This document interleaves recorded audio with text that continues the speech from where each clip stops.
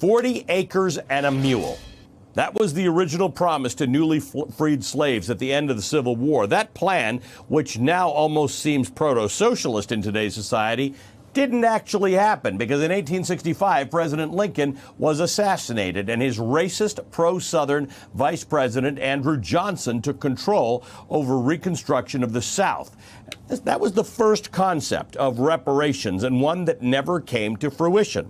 Now, we've seen reparations beginning to take shape in the legacy of private institutions. Take Georgetown University, for example, a school that changed names of buildings and offered legacy status to descendants of 272 slaves sold by Jesuit Catholic priests to save the university from bankruptcy in the early 1800s.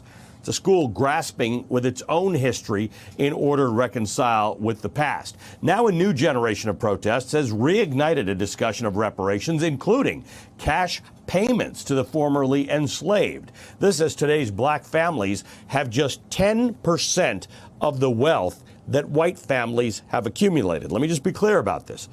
It takes the wealth of 10 black households to equal the wealth of one median white household in America. With me now is Nikole Hannah-Jones. She's a Pulitzer Prize-winning journalist for the New York Times Magazine and the author of a new article called What is Owed?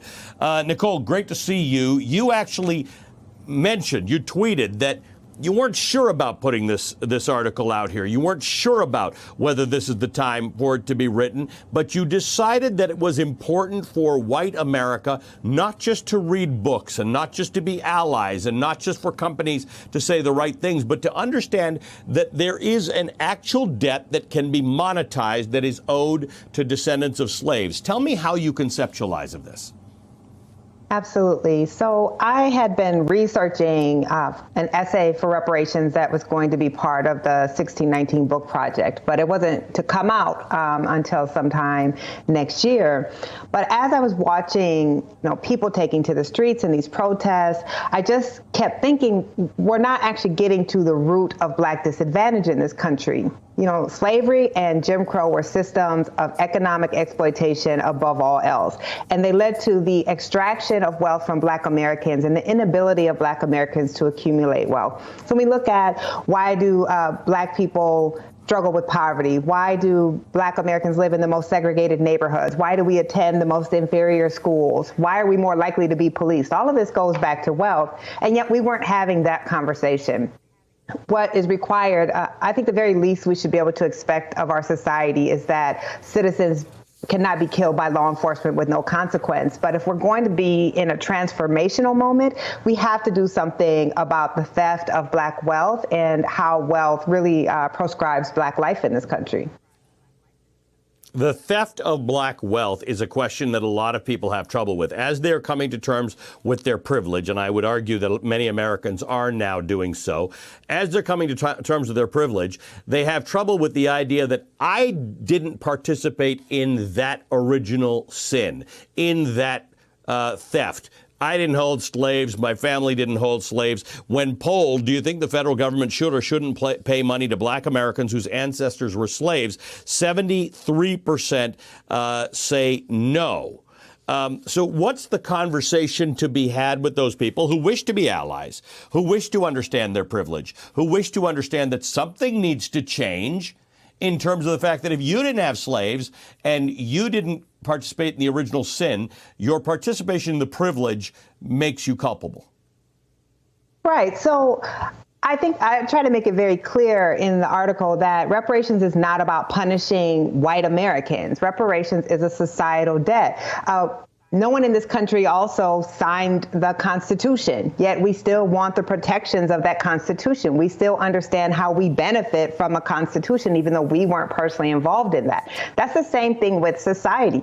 The wealth of early America was built on enslaved labor. And we also followed that with a period of 100 years of legalized racial discrimination against black Americans that kept black people, even after slavery, from acquiring the wealth that white Americans have acquired. So I think we really need to think about this as a debt that our society owes, not that individual white Americans owe, because whether you participated or not, white people are beneficiary of a 350-year system of legal discrimination.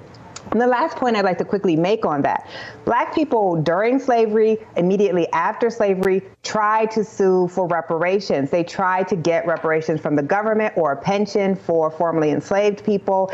And they were, a small minority in a majority white country. And white Americans did not decide to give reparations. So when we make the argument that, well, all of the enslaved people are dead, that's because the government refused to pay reparations to those people until they died. So if we think about if I have to sue a hospital because they killed my loved one and that hospital fights that lawsuit for 20 years until I die, that doesn't mean that that debt goes away. Now you have to pay it to my children because you fought what you were supposed to do to make things right. That's the same thing that happened in America.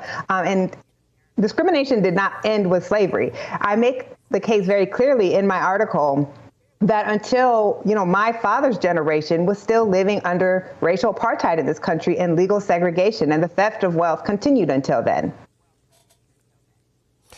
Nicole, great to talk to you as always, but it is more important to read your writing on this one because you lay it out in such remarkable detail and provide such important anecdotes. So I do hope, because people ask me all the time on Twitter, how do I learn more about this? And while it is not the responsibility of African Americans to teach the rest of us how to do it, the reading is available and much of it comes from you. Nikole Hannah-Jones is the New York Times Magazine Pulitzer Prize winning journalist and the co-founder of the Ida B. Wells Society. Hey there, I'm Chris Hayes from MSNBC. Thanks for watching MSNBC on YouTube. If you want to keep up to date with the videos we're putting out, you can click subscribe just below me or click over on this list to see lots of other great videos.